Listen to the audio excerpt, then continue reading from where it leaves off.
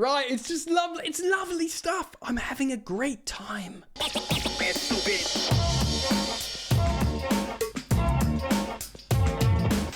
I tell you what, guys, going into this game, West Ham away at the London Stadium, a fixture that we, Chelsea, have struggled recently. Apparently, we've not won there in over 3 years, which you must say is far too long a time. I was worried. Yes, Lopetegui's new West Ham, who, by the way, have got great players, a great squad, strong 11 and bench, by the way.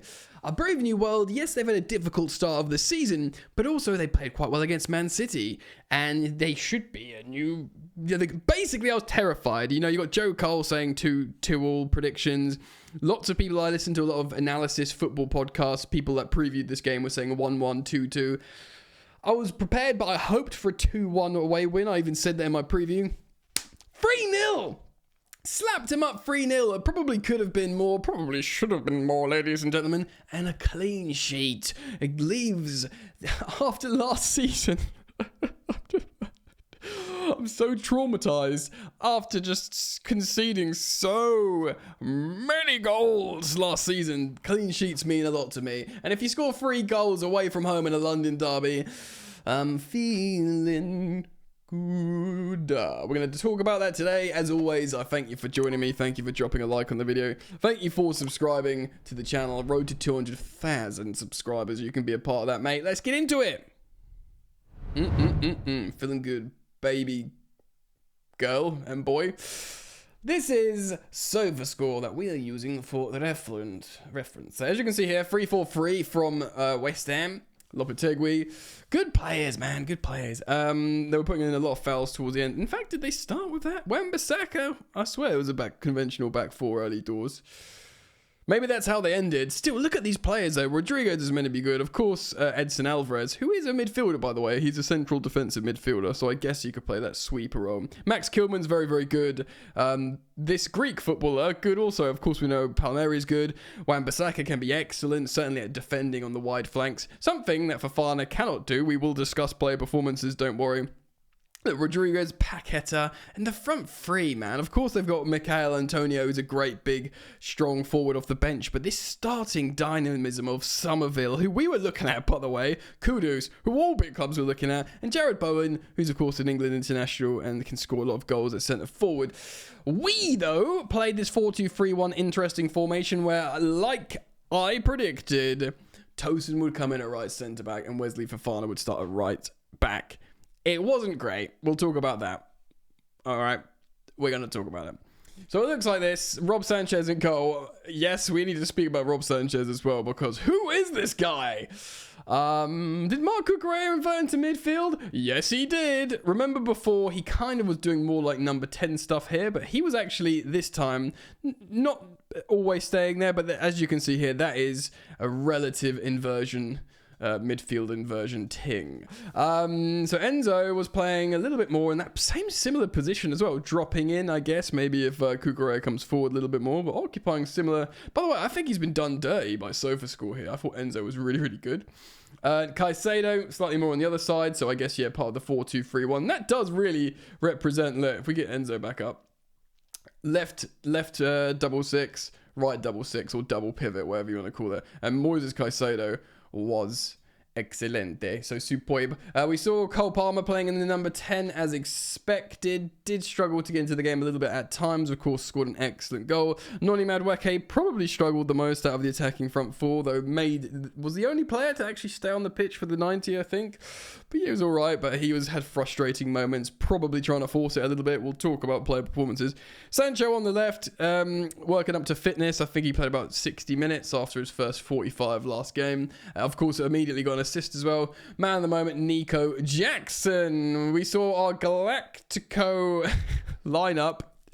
Just the fact how this trio comes on. Look, Dewsbury Hall and Disasi, fine for their own reasons. But when you just bring on Pedro Neto, Joao Felix, and Christopher Nkunku off the bench in isolation, that is just an insane substitutes bench. Like we've said it before, like we actually, if you had Mudryk, who wasn't utilised there off the bench, but we've got two elite front fours, you know.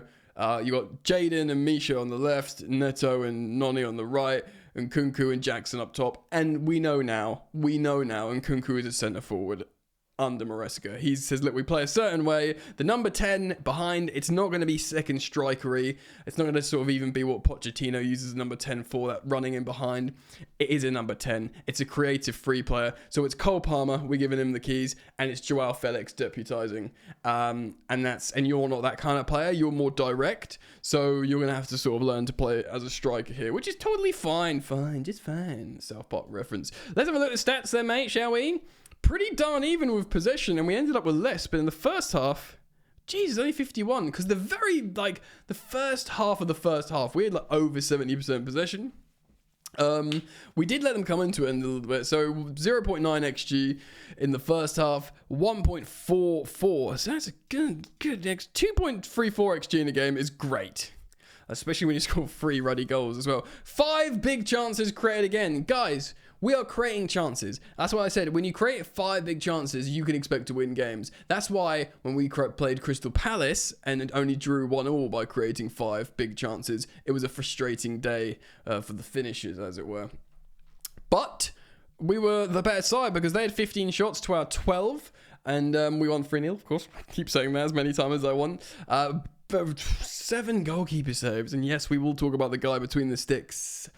They had 17 fouls. They did start kicking the crap out of us, and it's worth mentioning now, of course, that this is something we're seeing this season already, that players are beating up Cole Palmer. I was trying to say on my Instagram, by the way, if you want to follow me on Instagram, at Football Yannick, like the second YouTube channel, at Football Yannick, as you can see there, for my Instagram, do give me a follow. I was doing a halftime live show, and I was saying that it's almost like they gave Cole Palmer a whole season, and they're like, right, now you're the superstar, now we're going to foul you every game, like, you know, Eden Hazard gets battered all the time. Why did they just wait? Well, you know, it's almost like even when he's amazing and clearly the best player last season, he's like, no, you get the first season free, then we kick the crap out of you. So he got fouled so many times, dude. So how did this game go down? Well, we got a goal in the 4th minute, and and it was a good goal. It was Jadon Sancho getting an assist, his second assist in best part of just 2. He's probably played 100 minutes and he's got 2 assists already. Jadon Sancho playing in Nico Jackson, who. I'm trying to remember because he did one really good. I think the second one's the nutmeg, or is it the first one the nutmeg? I can't even remember because one's an outside the boot finish. It's really nice, and one is a nutmeg. Both of them are good goals, especially this goal with Caicedo. Yeah, I think it's the first one. I think is a nutmeg, maybe. I mean, look, to be honest, Areola doesn't look good on either of them, but the finishes from Jackson are like a Diego Costa-esque, that going down the left flank and just bullying people and then just going near post, and if you have to nutmeg them, nutmeg them. But the second one as well, I think the second one was the outside the boot near wide finish, but the pass from Caicedo, perfectly weighted, the touch from Jackson, really good, and the finish, excellent. So yes,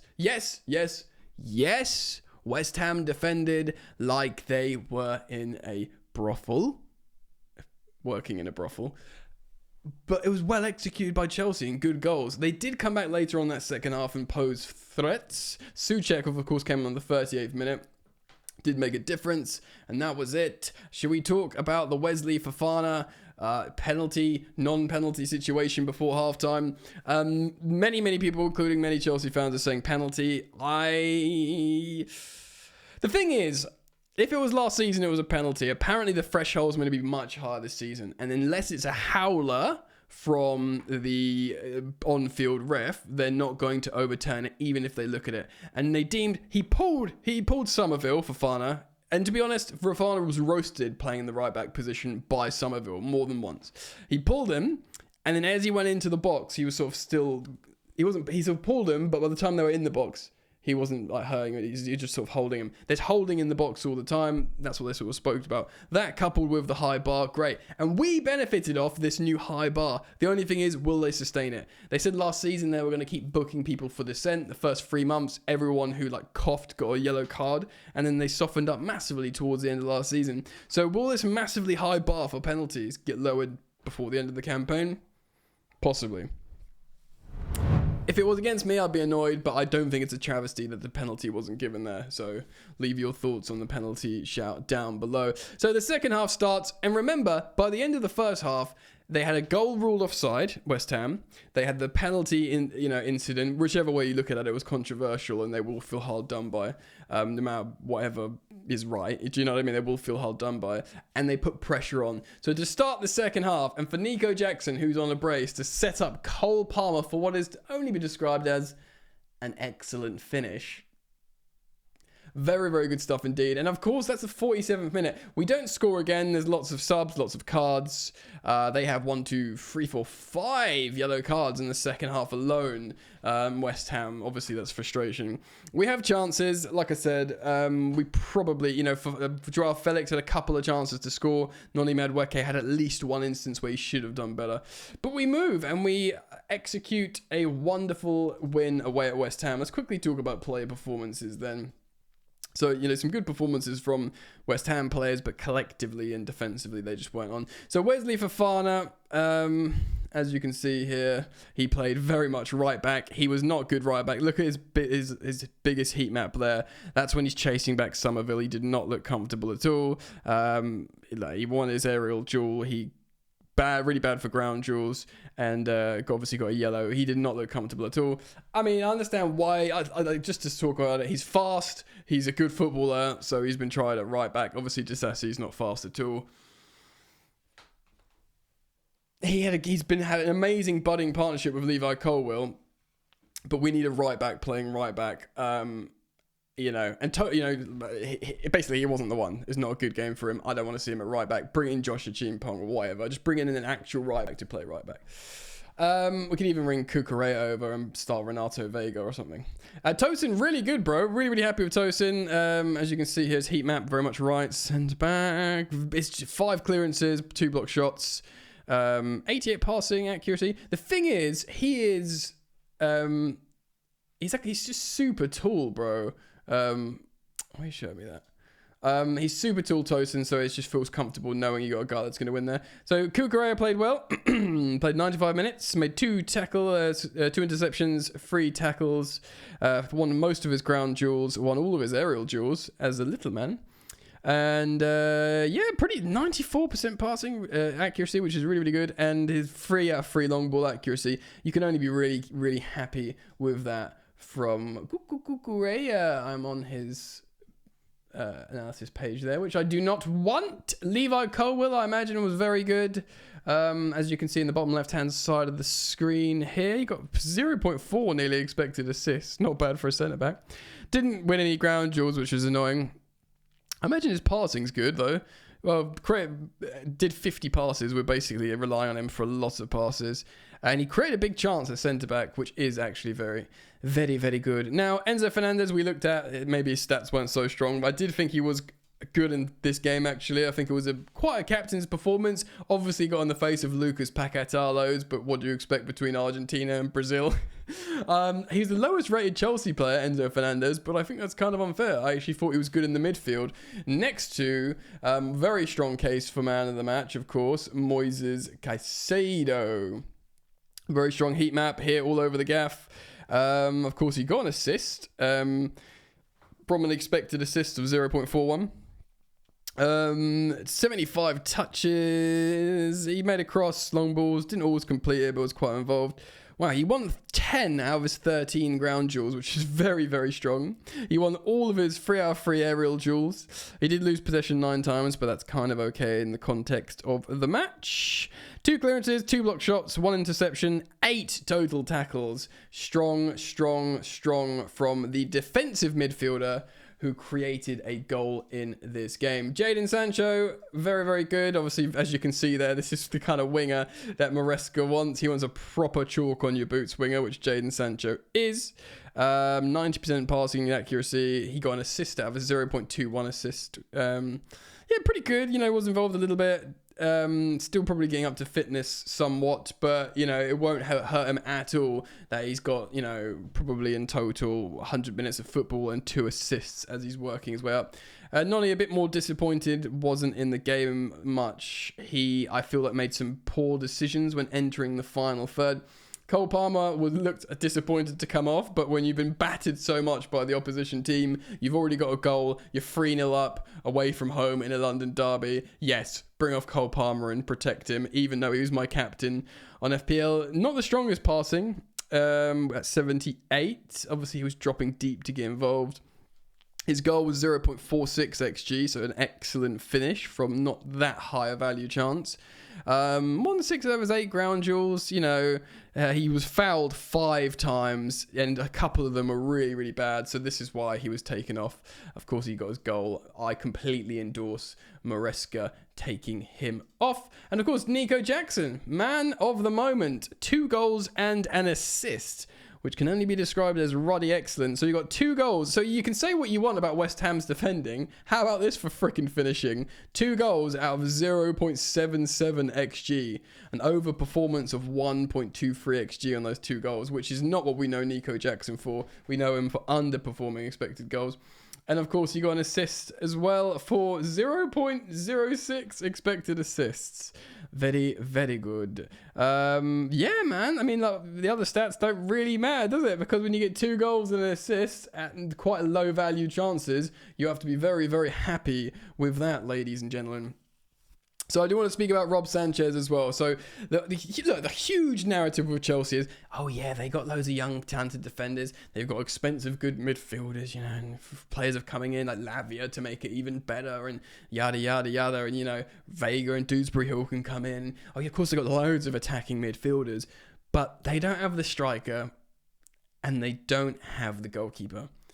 Well, this game, both of them respectively, I mean, I'll just show you the graphic again here. Look at the front 8.8, 8.9. So yeah, 8.9. Sanchez was the highest rated player for Chelsea in this game. Goals prevented 1.27, which is good. Run out successful, 2 out of 2. High claims 3, saves from inside the box 5, touches 54, which is a lot for a goalkeeper. 7 out of 13 accurate long balls, which, by the way, for a goalkeeper is good to have more successful than not. He made 3 clearances. He's the man. All of a sudden, where's this goalkeeper come from, Rob Sanchez? Because I am suddenly on the hype train. I'm not driving the hype train yet, but I'm feeling good. The goalkeeper's good. The striker's good. And Kunku came on, nearly scored a header, forced a really good save from Areola. Joao Felix came on. Neto looked good. I still want to see Neto play on the right-hand side. I think we'll probably see that in the upcoming games. That, you know, whether it's the FA Cup or whether it's the Europa League Conference, we will see Neto on the right. But I'm feeling good. They are good stats. There's a massive away win. The narrative continues to be positive about Chelsea. We saw pictures of Badad Igbali and Todd Boehly next to each other in the stands. To an away game. It's not they were forced to stand next to each other at Stamford Bridge. They went to an away game together. They both watched Chelsea win a London derby 3-0. They will be very happy with that. Are you happy with that? Let me know in the comment section below. Please do leave your thoughts. Thank you, as always, for liking and subscribing. Do keep it locked to Football Therapy. I hope to see you back here soon. Peace.